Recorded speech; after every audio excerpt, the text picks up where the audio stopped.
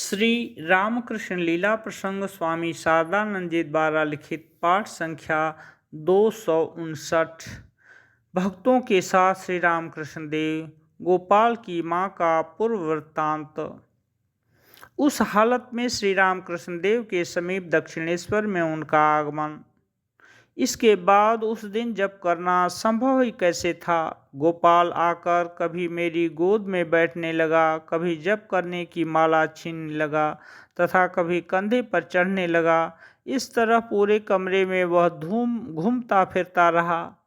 ज्यों ही प्रातः काल हुआ, पागल की तरह तत्काल मैं दक्षिणेश्वर पहुंची।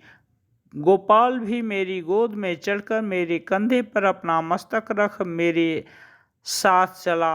मैं भी अपना एक हाथ उसकी कमर पर रख दूसरे हाथ से उसको छाती में लगाकर रास्ते भर चलती रही। मैंने स्पष्ट देखा कि गोपाल के उज्ज्वल लाल वर्ण के दोनों पांव मेरी छाती पर झूल रहे हैं। जिस दिन अघोरमणि सहसा अपने उपास्य देव के दर्शन प्राप्त कर प्रेमोन्मत्त हो कामारहाटी के बगीचे से पैदल चलकर प्रातःकाल दक्षिणेश्वर श्री रामकृष्ण देव के समीप पहुंची, उस दिन हमारी परिचित एक अन्य भक्त महिला भी वहां उपस्थित थीं। उनसे हमने जो कुछ सुना है उसे ही अब हम पाठकों से कहेंगे। वे इस प्रकार कहा करती हैं।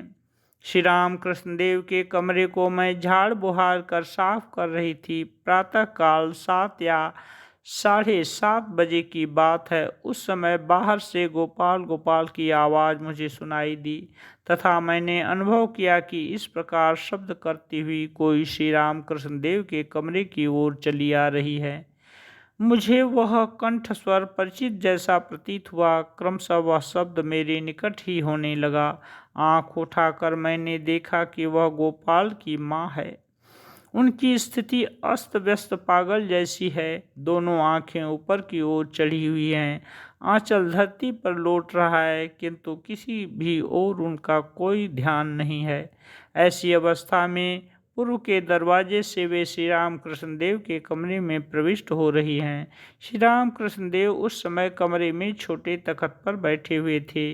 गोपाल की माँ को इस प्रकार देखकर मैं एकदम अवाक रह गई। उनको देखते ही श्री रामकृष्ण देव भावाविष्ट हो गए। इतने ही में गोपाल की माँ वहाँ उपस्थित हुईं और श्री रामकृष्ण देव के समीप बैठ गईं तथा श्री रामकृष्ण देव भी पुत्र की तरह उनकी गोद में जा विराजे। गोपाल की माँ के दोनों नेत्रों से अजस्र अश्रुपात होने लगा तथा वे अपने साथ जो नवनीत खीर आदि लाई थीं वह श्री रामकृष्ण देव को खिलाने लगी। मैं तो यह देखकर चित्रलिखित सी रह गई, क्योंकि इसके पहले मैंने श्री रामकृष्ण देव को कभी भावाविष्ट होकर किसी महिला को स्पर्श करते नहीं देखा था। केवल यह सुना ही था कि श्री रामकृष्ण देव के गुरु ब्राह्मणी को यानी भैरवी ब्राह्मणी को कभी कभी यशोदा का भावावेश हुआ करता था और उस समय श्री रामकृष्ण देव गोपाल भाव से उनकी गोद में जा विराजते थे। अस्तु गोपाल की माँ की इस स्थिति तथा श्री रामकृष्ण देव के भावावेश को देखकर मैं जड़वत हो गई। कुछ देर बाद श्री रामकृष्ण देव का वह भावावेश दूर हुआ तथा वे पुनः तख्त पर जा बैठे, किंतु गोपाल की माँ का वह भाव ज्यों का त्यों बना रहा। आनंद विभोर हो खड़ी होकर ब्रह्मा नाच रहे हैं, विष्णु नाच रहे हैं इत्यादि कहती हुई पागल की तरह पूरे कमरे के भीतर वे नाचती रहीं। यह देखकर श्री रामकृष्ण देव मुझसे बोले, देखो देखो, यह आनंद में भरपूर हो उठी है। इसका मन इस समय गोपाल लोक में पहुँच गया है।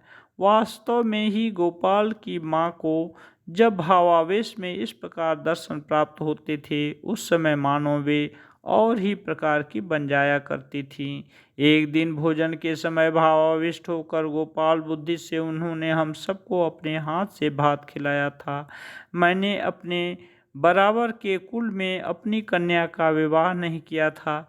इससे वे मन ही मन मुझसे बहुत कुछ घृणा किया करती थीं। इसलिए उस दिन मानो वे कितना अन्याय विनय करने लगी। वे बोलीं, मुझे क्या पता था कि तेरे भीतर इतना भक्ति विश्वास है। जो गोपाल भावावेश के समय प्रायः किसी का स्पर्श नहीं कर पाता है, वह आज भावाविष्ट होकर तेरी पीठ पर जा बैठा।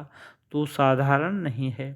सचमुच ही श्री राम कृष्ण देव उस दिन गोपाल की माँ को देखकर सहसा गोपाल भाव से आविष्ट हो सर्वप्रथम इन भक्त महिला की पीठ पर तथा इसके पश्चात गोपाल की माँ की गोद में कुछ देर के लिए जा बैठे थे। इस प्रकार भावावेश में दक्षिणेश्वर में उपस्थित होकर भावाधिक्य से अश्रुपात करती हुई उस दिन अघोर मणि ने श्री राम कृष्ण देव से कितनी ही बातें की थी। यह देखो गोपाल मेरी गोद में है, देखो वह तुम्हारे यानी श्री राम कृष्ण देव के भीतर प्रविष्ट हो गया, देखो पुनः बाहर निकल आया, आ बेटा दुखिया माँ के पास आ इत्यादि कहती हुई उन्होंने यह देखा कि चंचल गोपाल कभी श्री राम कृष्ण देव के शरीर में समा रहा है तथा कभी उज्ज्वल बालक मूर्ति सा उनके समीप उपस्थित हो अदृष्ट पूर्व बाल्य लीला लहरों द्वारा बाह्य जगत के कठोर शासन नियमादि को विस्मृत कराकर उन्हें एकदम आत्म विह्वल किए डाल रहा है।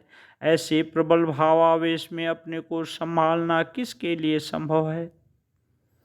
इस प्रकार की स्थिति दुर्लभ है, कहकर श्री राम कृष्ण देव द्वारा प्रशंसा तथा उनको शांत करना। उसी दिन से अघोर मणि वास्तव में ही गोपाल की माँ बन गई तथा श्री राम कृष्ण देव भी उनको उसी नाम से पुकारने लगे।